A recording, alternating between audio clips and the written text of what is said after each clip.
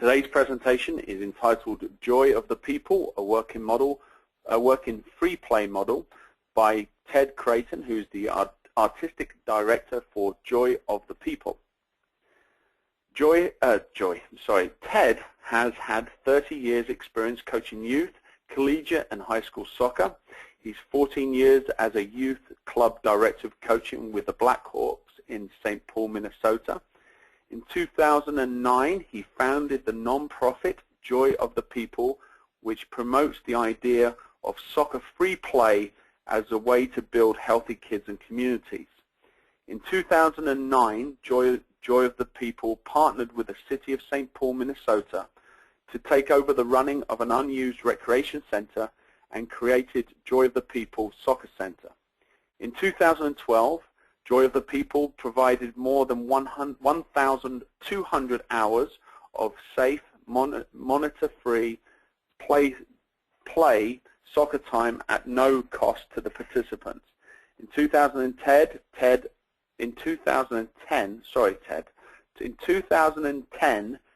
established Powered by Joy, a youth sports model that promotes the importance of free play within the youth sports curriculum. Amongst many other qualifications, Ted has the NSCAA's Premier Diploma, and on his website he lists the 3 development priorities as competition, games are important, practice, training is more important than games, and play, free play is more important than practice. Welcome, Ted, to the presentation. Thanks, Dave. Thanks, everybody, for listening in, and thanks to the NSCAA and Ian for allowing me to talk about this project, this labor of love. Joy of the People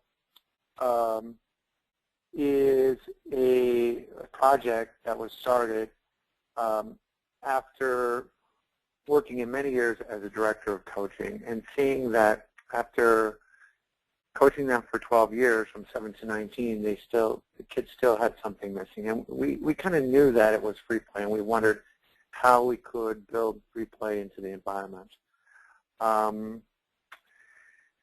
So we set up to sort of create, trying to get this thing working. Let's see, one click this way.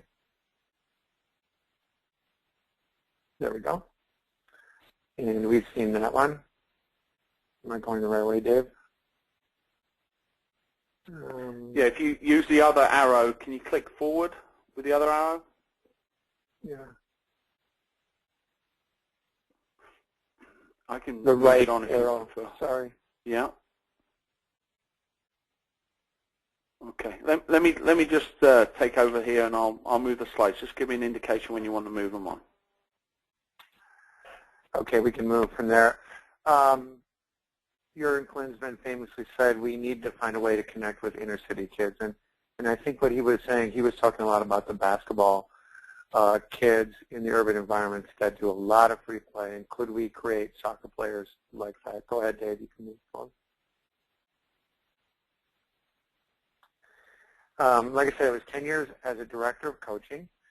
Joy of the People comes from the nickname of Garrincha, who played with Pelé in the 1950s and 60s, and he was called Alegria de Povo, Joy of the People, because he was so much fun to watch. We formed a partnership with the city of St. Paul, and all of a sudden we got this big park, and in 2009 we opened it up, and one kid showed up. Go ahead, Dave, I'll try it myself. So the idea was based on the idea that players are made, not born, and this has sort of become very popular these days, and the idea is that everything is kind of a learning experience. And the 10,000-hour rule, as Erickson and Gladwell look at it, is a doable thing that all these great players that we've known have put in that time. And so we want to look at, okay, 10,000 hours, how can we put in that time? It basically comes down to 1,000 hours a year between the ages of 9 and 19. This is kind of what the greatest players have done. Go ahead. So if we look at normal, and I was part of this problem of a sort of 14, 15 elite team, we divided the time into 3 segments: competition, training, and sort of all the other stuff, which we call, in this one, the foundation of free play and deliberate practice.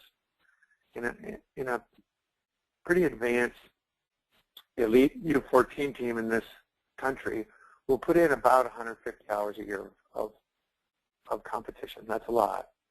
They'll put on 200 to 300 hours a year of training.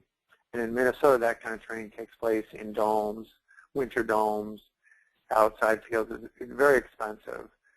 And we do the best we can. But then how many hours are put in for free play and deliberate practice? Almost no attention is paid to that. That's the stuff that's outside of those practices and competitions. Go ahead, Dave.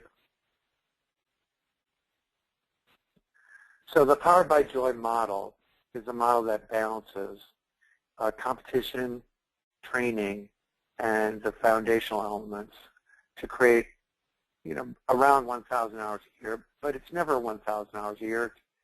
It's just sort of a balanced training. But sort of look at 1,000 hours a year as a goal. And this idea came to me when I was studying in Brazil, where I would see that they didn't really train that much, and they had very little games, but there was all this other stuff that was going on. Kids were playing on their own one-on-one. They were playing at every single picnic that the parents had. Every cabin has, or C2 has, a little mini soccer field. There are, in the Sao Paulo area, futsal courts everywhere. So you eat lunch and you go to play futsal. They're playing at recess at school. They're playing all the time. So by doing this, they're using that time to sort of build those hours and create a foundation on which to build the other parts of their training. Go ahead, Dave. So if you look at any practice or any time a kid is with a ball or with friends, everything sits on a continuum. On one far end would be free play, which is fun, immediate. It's kids running around, tickling, playing tag, goofing around with the ball. Hardly looks like anything at all. Does not even look like it's helping them. The very far end is something we have what's called deliberate practice. And a lot of the studies have focused on deliberate practice, which is hard, focused, difficult, meant to create better performance, and it's not necessarily for immediate needs, it's for later. And a lot of attention, and for good reasons, has been focused on deliberate practice. However, when people look at team sports, group sports, complex sports like basketball, hockey, and soccer, what they're finding is something very different. They're finding that there isn't 1,000 hours a year of deliberate practice. There's only about 400. And the other 600 or so are coming from free play and other forms of practice. Go ahead, Dave. So if we look at this sort of lost foundation, how do we fill it up? And there's really 2 ways to do it. There is the sort of group play model, which has been very popular, street-style soccer in soccer. And we use 2 good examples from American basketball. Larry Bird was a real loner and focused on working on his own very deliberately, almost a deliberate practice setting in the foundation period. He would be alone with a basketball, shooting over and over and over. He once said he didn't think anybody practiced more than him. Magic Johnson, on the other hand, hated to practice on his own. But where he grew up at the Ann Arbor basketball courts, there was always fights going on. The fights would break out, and everybody would get mad and leave Magic Johnson with just him and a basketball. And he hated to practice on his own. So he would go home too. He had to figure out a way of how to keep the group together. So he learned a couple things that he's now famous for. He learned how to smile. He learned how to pass. These things keep the group together. He became a social genius. By the time he entered the NBA, he was a social leader who led his team, his rookie season, in the NBA title. Larry Bird was a technical genius. No one had ever seen a 6'11" guy shoot threes like that. He could dribble, he could pass. It took him a while socially to build those skills to create a better group, but he eventually did. Magic Johnson came to the league without being technically superior.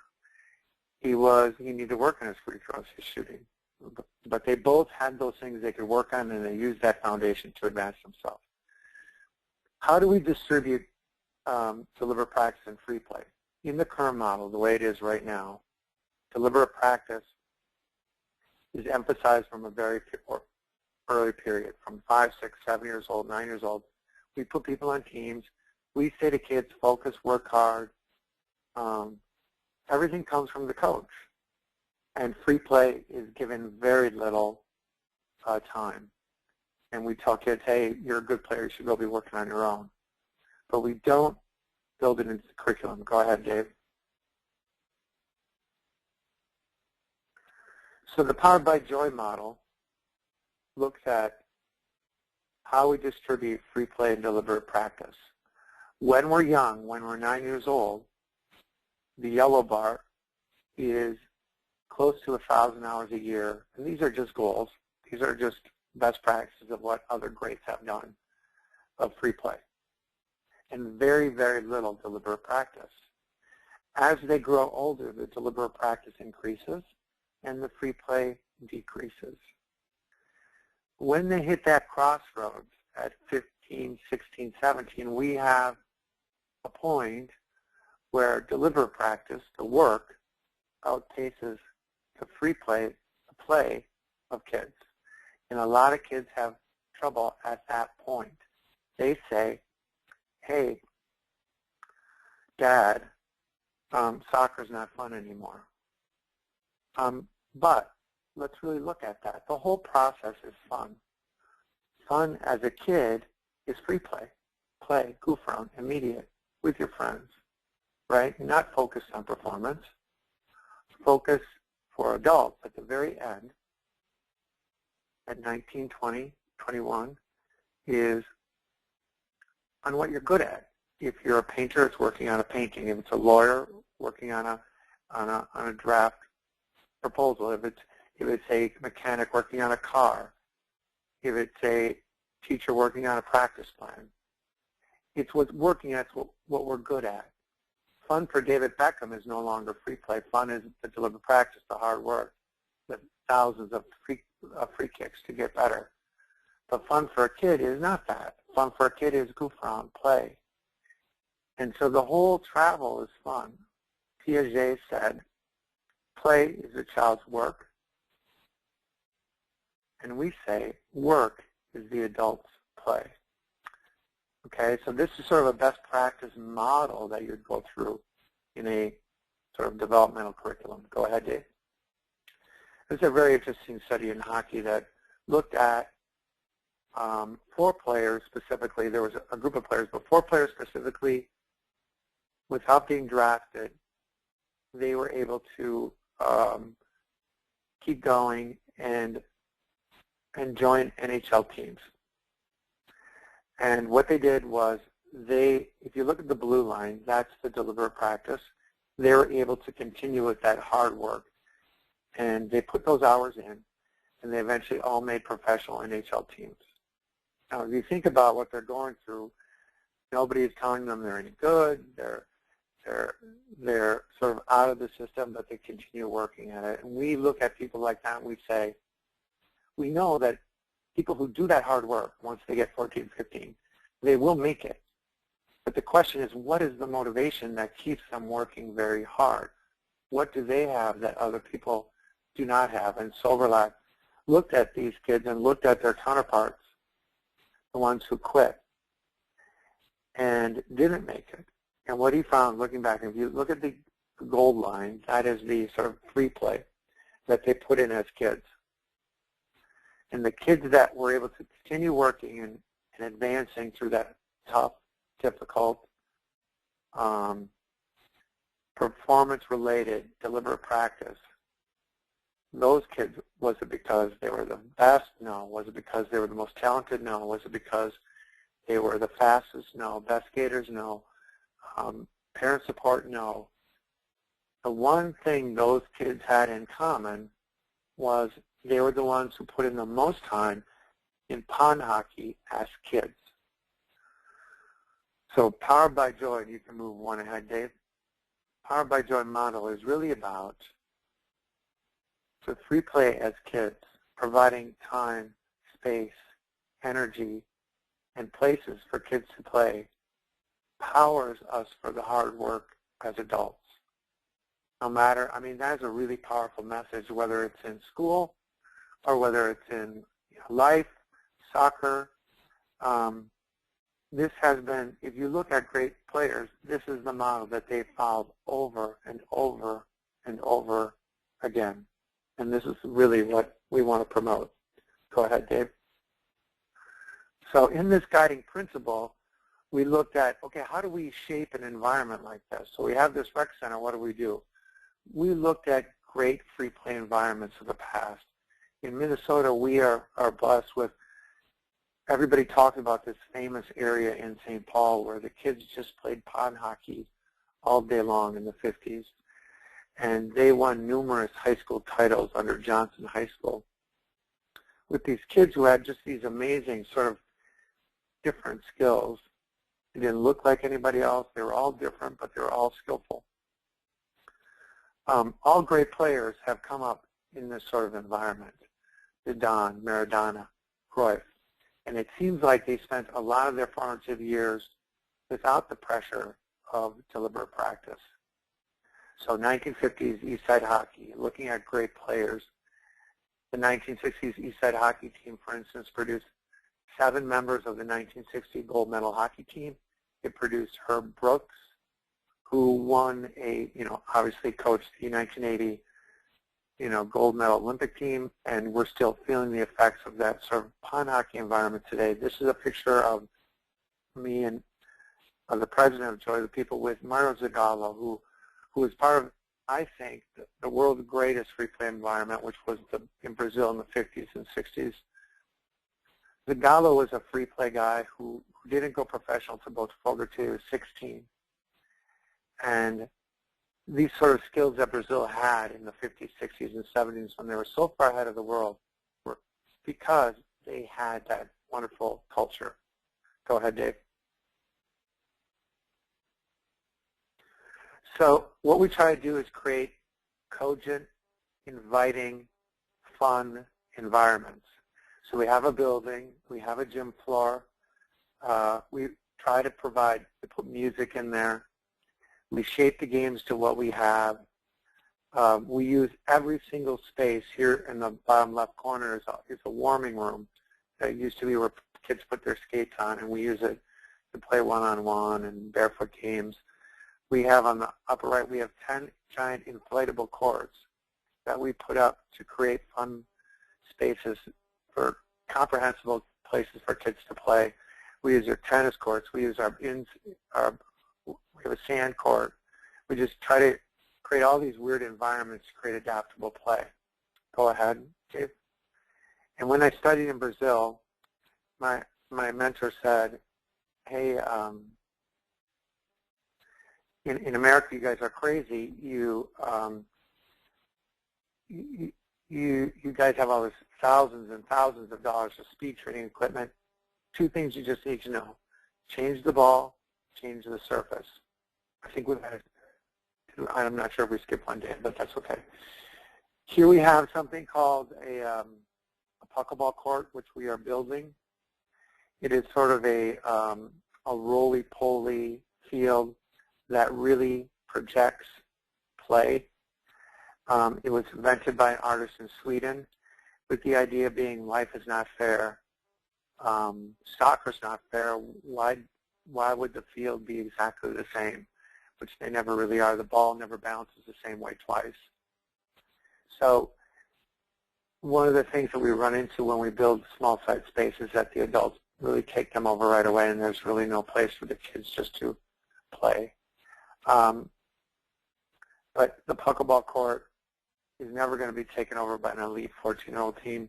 Adults will never, form a formal scrimmage on there. It's always going to be a place for kids to experiment and learn. Go ahead, Dave. So some of the things that we've learned, and we are still learning, and the NSCAA and also U.S. Youth Soccer and their youth soccer license are really on top of these things, is that the games are really, really important. Torbert, especially of those ideas of expansion, equalization, and interaction, are really keys to great free play environments. People are allowed to participate no matter what their skill. They're allowed to get better no matter if they're the best player or the worst player. They're allowed to have fun. They're allowed to challenge themselves. And there's this ton of interaction between diversities of skills, experience, ages, genders. These things, in everything that we do in U.S. soccer kind of goes against that. And again, that was part of the problem. We need to think of ways to get our 14s playing with our 9s, with our girls playing with our rec kids, all that together. Go ahead, Dave. This is a really important part of Joy of the People, and something that we really discovered is that it is very important for kids to play. Baby polar bears wrestle with each other to prepare themselves for the difficult, battling that they're going to have to do as adults. But creating great spaces and places for kids to play creates kind of a social intelligence. And that could be missing in sort of our only deliberate practice only environment. Again, we talked about the interaction of ages. And this really, Krashen's hypothesis on language learning focuses on how do kids learn language. And we really look at this at Joy of the People as we look at sport. In language, there's really, Krashen's theory is that there's really two things. There's learning and there's acquisition. Acquisition is being in and around a wonderful environment of that language. Not learning, not working at it, just being around it, absorbing it.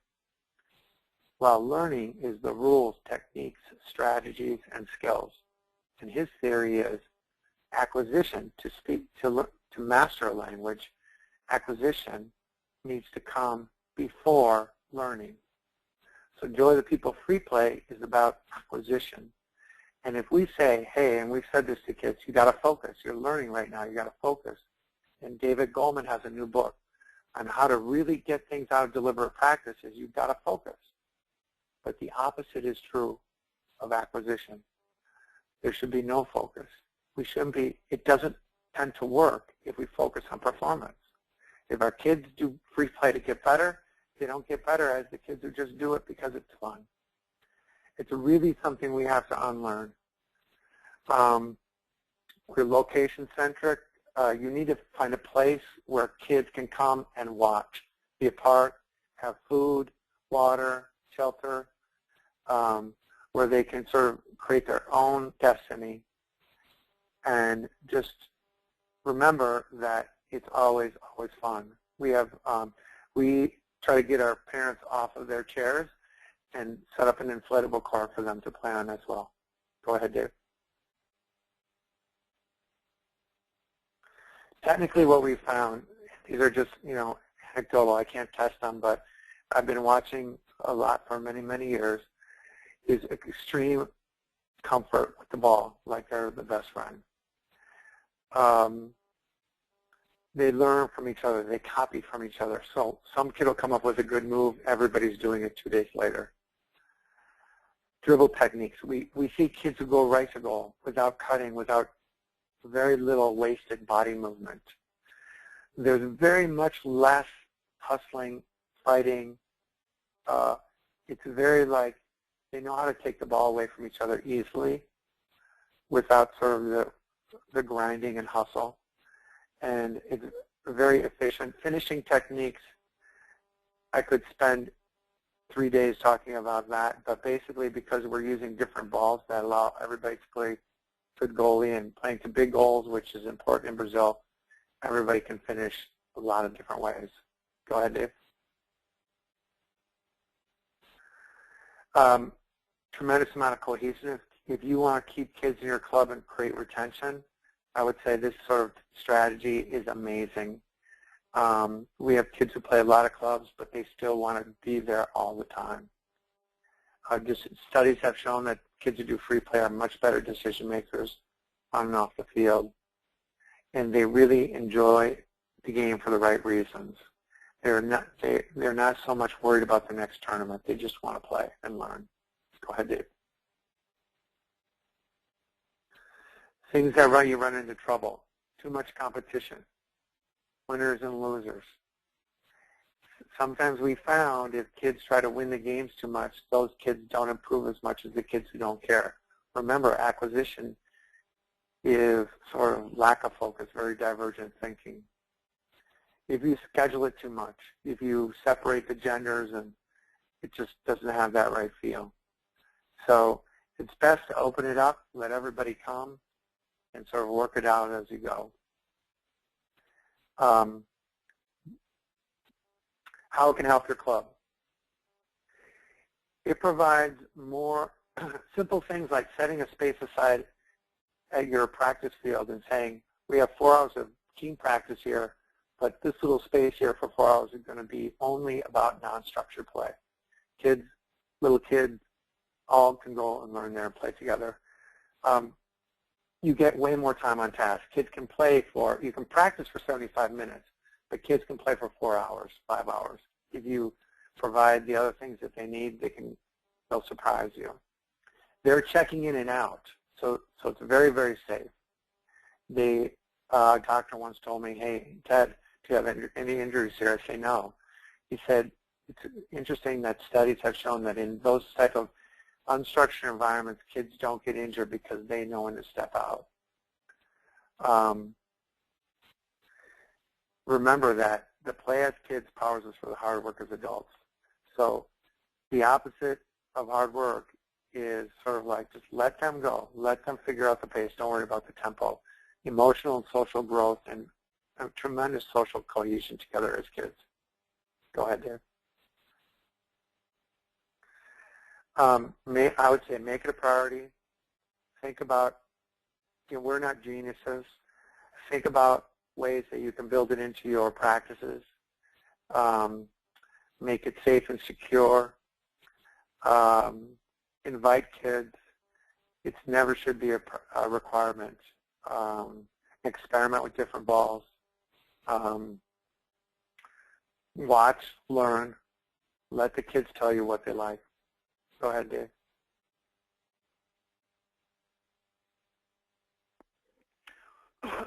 So, excuse me. Thanks, Ted. That was great. So before we go on to questions, if you have questions, please start sending them in at this point, and we'll take as many as we can in the next 5 minutes or so. As participants in this webinar series, you can also receive a free Play Like Manchester United, magazine that is available from our partner Soccer Coach Weekly, and that will be available to you by email over the course of the next few days. Excuse me. As I transition to the questions, Ted, one thing that comes up in my mind is that nowadays a lot of parents are taking their kids from one sport or activity to another. So it's not that they don't do anything anymore, it's that they're actually doing many more organized activities. So is it really appropriate for us to still think in the same way as we did 10, 15, 20 years ago? Yeah, I mean, I lettered in 5 sports in high school. I played every sport there was, but I was unstructured in all those 5 sports. So I think yes, if there's not enough time, they're not going to be able to do it.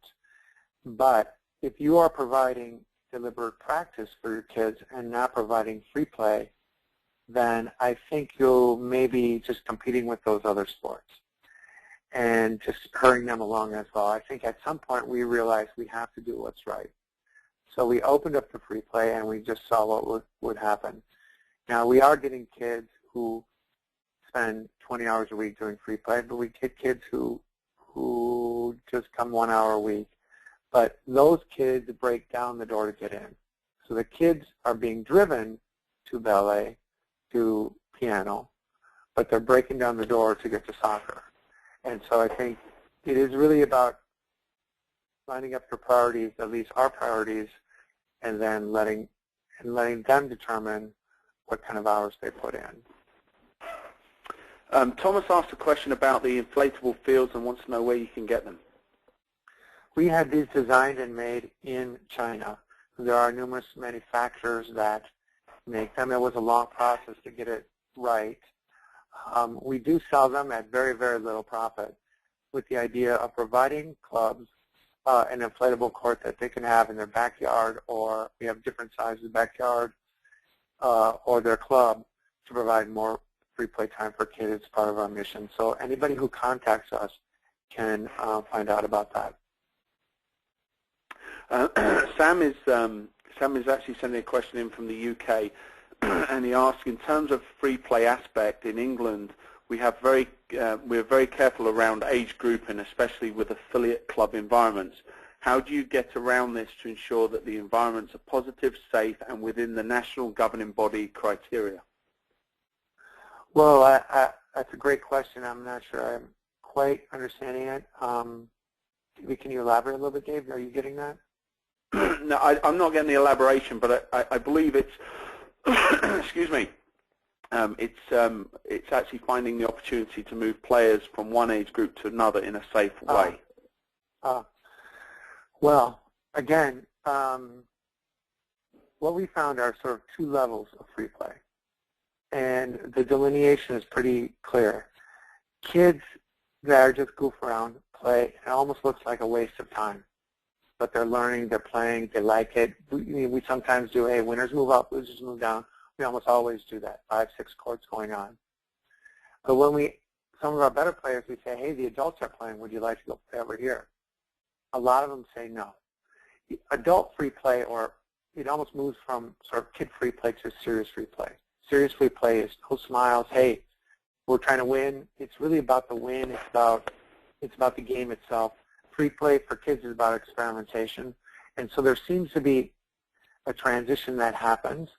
And so we've sort of let kids decide. But I would definitely say allow kids to stay in that lower period, in that acquisition period, as long as you can. Don't try to push them along into the adult game or too serious too soon. We'll take 2 more. One from Gilbert says, does unstructured mean unsupervised or simply supervised without detailed control? Correct. Great question. If you look at the continuum, free play is no adult supervision. So does Joy of the People get to total free play on the very left-hand side of the continuum? No. We stay out of it, though. We are only there. We don't even resolve conflicts. But if there's a bad problem, we separate those kids and we take care of it. But we supervise. We make sure there's an adult at every single free play environment to make sure everything's safe, no kids wandering off. But perfect free play is what happens in the backyard, at the neighborhood court, away from adult supervision. And we're trying to give kids the skills to be able to do that. And then from Jonathan asks, in the ideal situation, there would be a futsal court in every corner, but that isn't the culture in America. How do you get the funding to keep free play in a futsal court, for example, open? That's a great question. What we do at our center, which is a city park, is we provide programs. So we'll do a morning camp where we focus on shooting, and then at 12 o'clock we open up for free play from 12 to 3, and we do that every day during the summer. So the paid programs provide free play time for kids, so kids can come and it sort of is very cyclical. So kids who come for free play say, "Well, I want to learn that," and they want to come and do a paid program. And then the kids who do the paid program want to stay and just play. So look at innovative ways to get support from your cities. Can maybe convert unused or underused tennis courts areas and see if you can convert that into a space. U.S. Soccer Foundation has great grants that are available and want to help urban environments. Look at innovative ways like inflatable courts or spaces that would, with just a little bit of construction, would make a great court that you could play in. I encourage everybody just to, it's worth it. So take the time to try to build it.